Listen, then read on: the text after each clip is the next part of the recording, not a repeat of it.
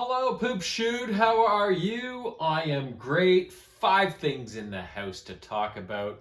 Couple books, a movie, couple games, a little bit of everything this time around. Let's start with the books, shall we? First up, G.I. Joe Operation Robot Assassin. So this is the 4th book in the G.I. Joe Find Your Fate series. If you don't remember what the Find Your Fate series is, it's like the Choose Your Own Adventure books from when I was a kid. You're given choices throughout the book, like if you want to do this, turn to this page. If you want to do that, turn to the other page. And you have all these different story options, these different avenues you can pursue. And sometimes you win, sometimes you lose, but it's a lot more fun than just reading through a regular book start to finish, at least when you're a kid anyways. I love Choose Your Own Adventures book as a kid, and finding these all these years later on thrift books, love these even more because they're my favorite franchises, right? So in this one, there is a meeting of world delegates going on in Switzerland, and the G.I. Joe team have got some intel that Cobra is going to go after several targets at this conference and eliminate a whole bunch of world leaders. And they're going to do it with this robot assassin that looks just like a human. So they don't know, it could be the robot could be dressed up to look like one of the delegates or a staff member in the building or whatever. So a very tense situation. So you pose as a new G.I. Joe named Hotshot, who is an expert at robotics and bomb removal, that sort of thing. So that's why you're on the mission. So when the book starts off, there's basically 2 different avenues you can go down. You can choose to go to Switzerland and check out actually at the conference and surrounding area what's going on there and trying to get to the bottom of things there, or you can stay stateside and go check out Cobra HQ and see if you can get some intel on who this robot might be and what their exact plans are. So of course, when I read through these books, I reread them until I've exhausted every different story option just to see what all the different outcomes are. So you get to some of the Joes involved. There's Duke, Bazooka, Snow Job, one of my favorites, who doesn't get a lot of love. He's in it. I think was Airtight in it, maybe? Another one of my favorites. Don't quote me on that. But a whole bunch of Joes, depending on which Quick Kick's in it again. Depending on which option you choose. Obviously, the team in Switzerland is different from the team that stays stateside. So you have kind of your 2 different groups that you can choose to go with and then flesh out the story with. And of course, in the end, you save the day and dismantle the robot. And well, I mean, if you choose the right paths anyways. Sometimes you get blown up yourself. Sometimes you fall off a cliff or get whatever shot up by a bunch of cobras. So I really like how in these books, because there's so many different outcomes, that you can lose, right? Because you're so used to G.I. Joe winning in the cartoon and whatnot, that these books offer a little different kind of serving, right? Like with G.I. Joe sometimes not always being the real American hero and getting beaten by Cobra, right? So that's a fun aspect to it. That book was released in 1985. Now the second book, also released in 1985, and it is Transformers Battle Drive, another book from the Find Your Fate series. So again, I read through all the different options in this book and explored every storyline. So the story here is that Bumblebee is out on scouting patrol, overhears some Decepticons. I think it's Bombshell, Starscream, maybe Blitzwing, talking about how the Decepticons, Megatron has come up with a plan to burn all the crops and kind of cut off the humans' food supply to kind of cause a bunch of chaos and kill off a bunch of humans and really put a thorn in the Autobots' side. So Bumblebee has to make a decision on whether he confronts these guys or whether he races back to headquarters to get support with Optimus Prime and all the rest. And the other aspect that's going on in this story is that Sparkplug has found a secret in the Decepticon circuits that could be exposed to defeat them once and for all. So you've kind of got these 2 different story elements that come together, and turns out the burning the food supply is all a feint by the Decepticons just to draw the Autobots out into an open field where the Decepticons can have their way with them. So there's all these different elements to the story that you kind of have to steer around and consider when you're making your decisions on, okay, which which way do I think is the right way in this path, right? Am I going to be able to read through and get the win the first time? That's what I always try to do. The first time through, I'm like, I'm going to use the most logical decisions that I think is going to lead to a victory. And then I'll read through all the rest of the things. I always try to beat it the first time around, so to speak. And usually I do. I mean, they are kids' books. I should be able to figure it out. But sometimes I don't, the odd time, but most of the times. But again, I read through all the different options, like I said, and got all the different outcomes. There's a ton of Transformers in this story. More Autobots than Decepticons, of course. Jazz, Wheeljack, Swoop is in there, Hound, Optimus Prime, obviously, and a whole bunch of others I'm forgetting. And then, of course, Megatron shows up in this one. So a lot of the big players are there, Soundwave, that sort of thing. Another great book, and I still have many more left in these series, so you're going to get a steady diet of these as we go along. Super, super fun books. And you can read through them super quick, even with all the different options, because they're kids' books, right? You can just fly through them. So yeah, I'm having a lot of fun with these ones. It's like I'm morphing back to my, grade 6, grade 5 self, right? Which I never really got that far away from it anyways, but that is what it is. Next up, a movie, The Wolfman. This was released in 2025, and I remember the trailers coming out and going, oh my God, that looks amazing. So I really wanted to get this movie when it came out. I finally got around to watching it on Halloween night. And it got bad reviews, but I really enjoyed it because I think maybe what people had a problem with was that, to me, this was like a new and different take on the Wolfman kind of story. When you think of the Wolfman movies, you think of the full moon and the howling and just what looks like a walking wolf and the silver bullets and that kind of stuff. This was different. So the way the story starts out is Blake Lovell is a young kid living with his father Grady in the Oregon wilderness, and you can tell that Grady is very protective of Blake and also very harsh with Blake with the surroundings in these hills and forests and stuff. You can sense a lurking danger that Grady is afraid of. So they go out hunting together, spot a deer, and Grady's getting ready to take a shot, and Blake kind of takes off on his own after being asked not to get a better shot at the deer, and kind of gets off on his own a little bit. And then as he's trying to hunt the deer, he sees some sort of other weird form through his scope that looks more like a walking man, but not quite like a walking man, right? And to cue this up before they even get to this point, there are reports in the area of hikers going missing and being infected with some sort of disease, which the natives are calling the face of the wolf. So things are tense, to say the least. So after Blake sees this form, he kind of looks around and realizes, oh shit, I took off without my dad, and now this thing's there, and what the fuck am I going to do? Grady eventually finds Blake, but whatever this thing is, finds the two of them. They escape to a hunting blind, and eventually the thing fucks off because it goes after the deer instead of them. They go back home, and then later on that night, Blake overhears Grady on a CB radio talking to somebody about what he found in the woods and what he thinks it is. And the guy asks Grady can you go after it? And he says, no, not with Blake around. I'm not willing to risk that sort of thing. So there's something going on. So that's kind of the way the first part of the movie ends. And that took place, I think, in 1995 or 96, something like that. 30 years later, Blake is living in San Francisco with his wife Charlotte and their daughter Ginger, I think her name is. And he gets a telegram one day with his father's death certificate and keys to the house. And his marriage is struggling. He has a really good bond with his daughter Ginger, but he's very overprotective of her, which is probably passed on from how he was brought up, right? His wife Charlotte, Blake's a writer and he works from home. His wife Charlotte is some sort of corporate girl boss, and she's resentful that she doesn't get to spend enough time with Ginger. The marriage has started to form cracks because of this.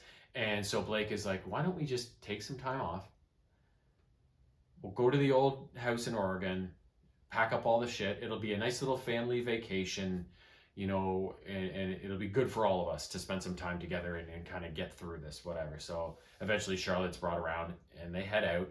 They've got a U-Haul as they're getting close to his old house.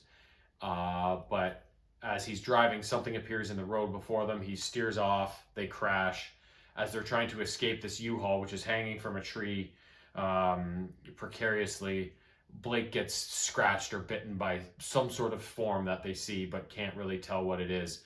And so he's hurt bad on his arm, but they eventually escape the U-Haul and then get to the farmhouse with something in pursuit of them. So something is coming and they know it's something bad. So they hold themselves up in the farmhouse.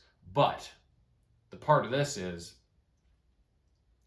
Blake has been bitten. So he starts to exhibit some symptoms of not being well. And at first, Charlotte and Ginger just think he's a little bit sick. But then it becomes apparent there's something more going on. And he starts to turn into a werewolf. And this other werewolf is trying to get in and get the girls. So while Blake still has some of his humanity left, he ends up defending the girls against this other intruder.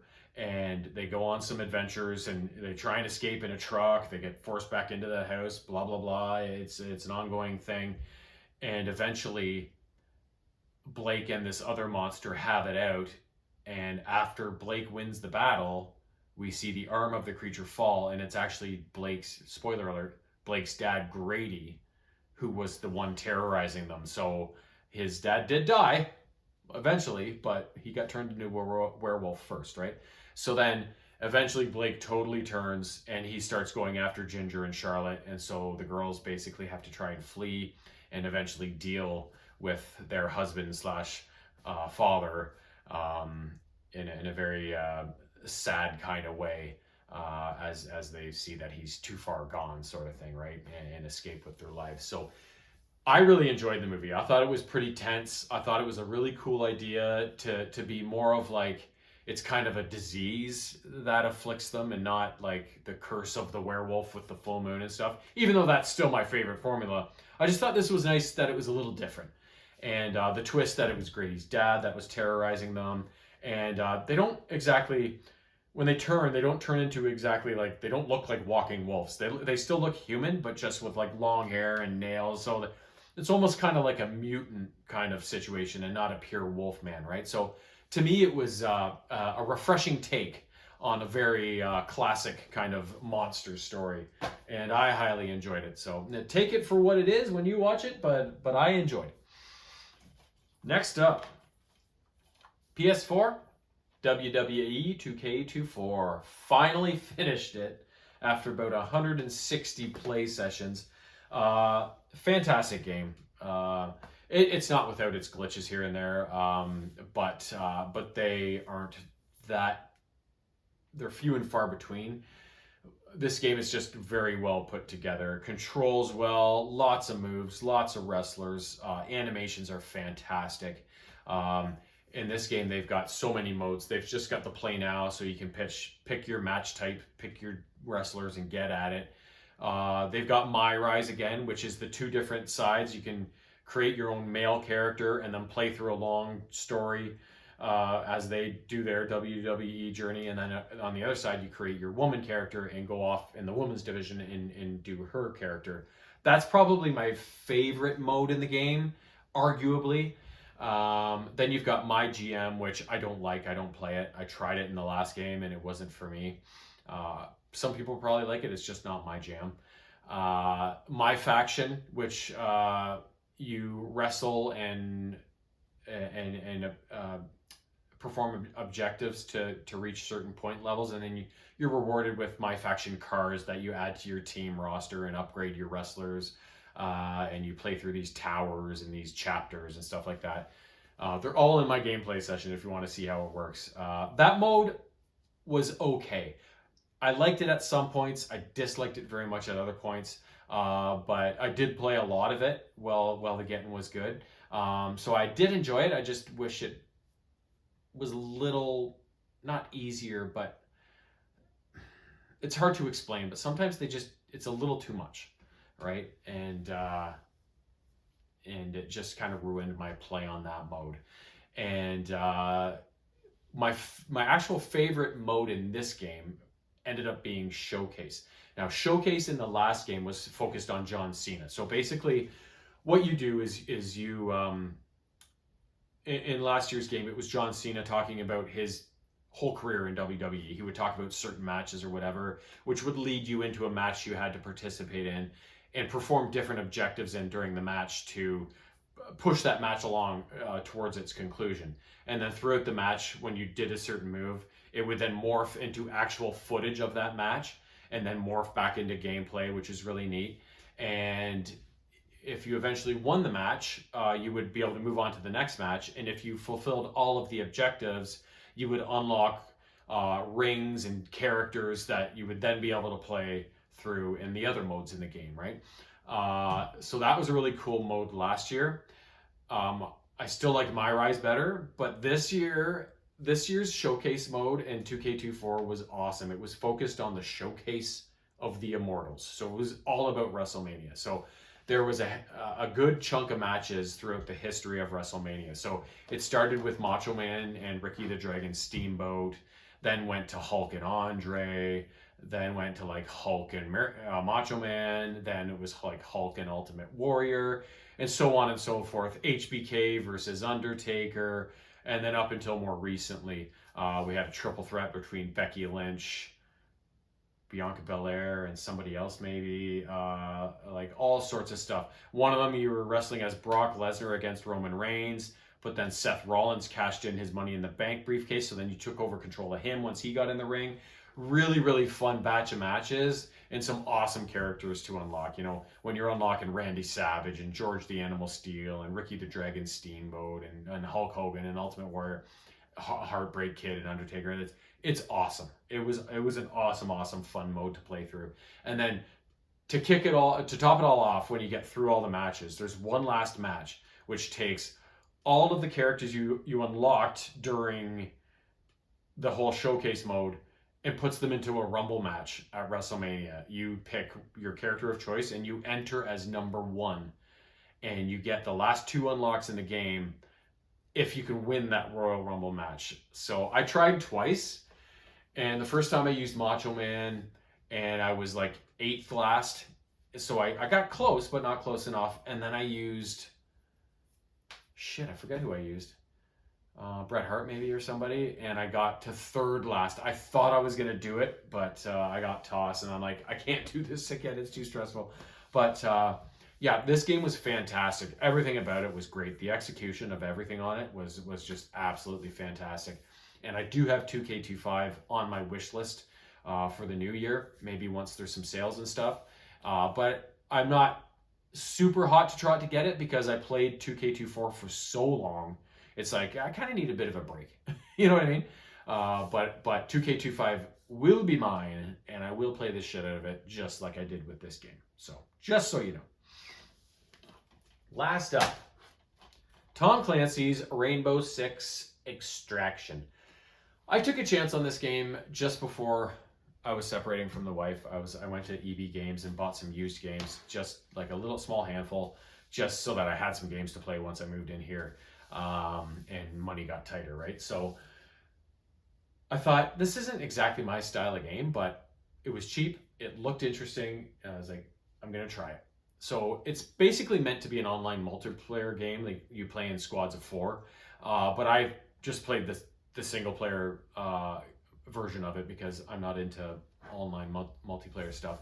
So the storyline is that some sort of alien symbiote came to Earth in these asteroids and started taking over cities and stuff like that. It kind of looks like Venom, like that goofy, like kind of fibrous black ooze kind of thing, you know?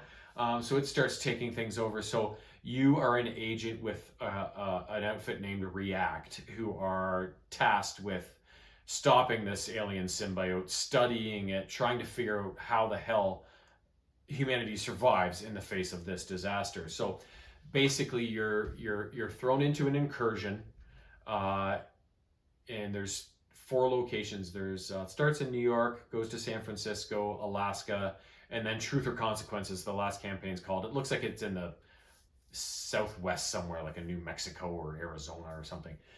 And each of these 4 zones has 3 different areas. There was like in New York, there was the police station, Liberty Island, and one other place. So when you start your incursion, you pick which of those 3 areas in that zone you want to go to. Then you pick your operator, and then you're taken to that zone. So basically, each zone is divided up into 3 kind of airlocked partitions.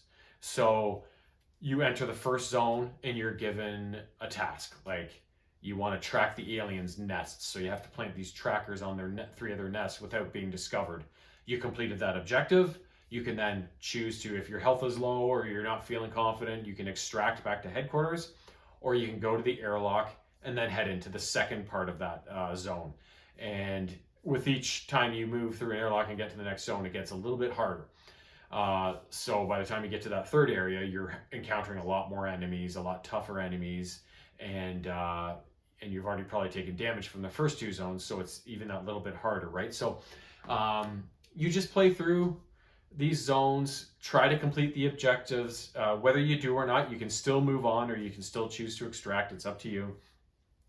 And the better you do, the more objectives you complete in each zone, the more enemies you kill, the more XP you will get, which then upgrades that specific operator that was you were controlling in that incursion, which makes them more powerful, gives them better weapons, improves their health. They can carry more grenades, so it pays to upgrade your operators and do as well as you can in each incursion to push them as high as they can go. If you get killed in an incursion, you don't actually die. This stasis foam kind of erupts all over you. And the next time you go to that zone, a rescue operation will be one of those 3 zones. You can get your operator back into the fold and recovered, sort of thing.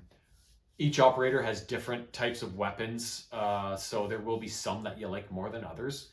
And yeah, that's basically about it. I didn't think I was going to love this game. I thought, I'm going to try it. If it's not great, whatever.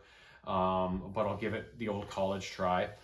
First few play sessions, I was like, yeah, I don't know about this. I'm not quite really enjoying it, but I kept playing, and then suddenly it just clicked and I got it, and I was like, I love this fucking game, and I just couldn't wait to play it every time it was its turn in the rotation, right? And I did very well. I 100%ed the first 3 zones. The last zone, that Truth or Consequences zone, I just got to a really, really tough.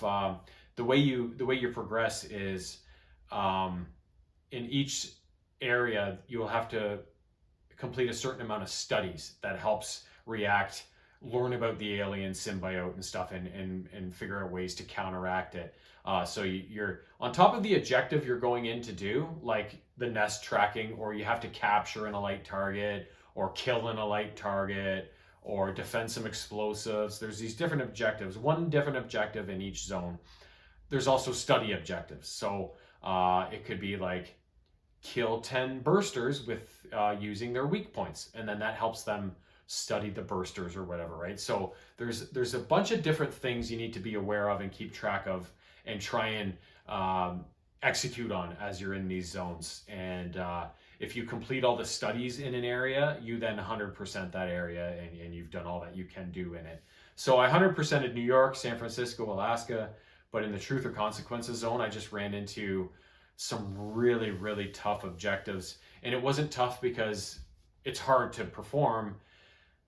They're like, you need to kill these many of these types of enemies, but those types of enemies never showed up. I could never find them. So I'm like, I can't even try this one if I wanted to, right? So eventually I just gave up on that last zone, and that was the end of the game for me. So that would probably be my only complaint, is that the studies were a bit ridiculous at times, when it was like, well, if you're going to ask me to do this, when this study comes up as its turn to be done, maybe start putting more of those enemies into the environment so I can actually even try to perform it, right? So that was my only kind of red flag about this game. But otherwise, So much fun, kind of intense, and very well executed. Controls, graphics, sound, everything. Just a really, really well put together game, and I enjoyed almost every minute of it. Like I said, those first few sessions, I was the jury was out, but the jury's in now, and the game was awesome. So, anyways, that's all 5 things. I've already got two more ready to go. One's kind of ready in a sad kind of way, but we'll get to that next time around. But I'm already working hard on the next 5. I will see you then. Bye bye.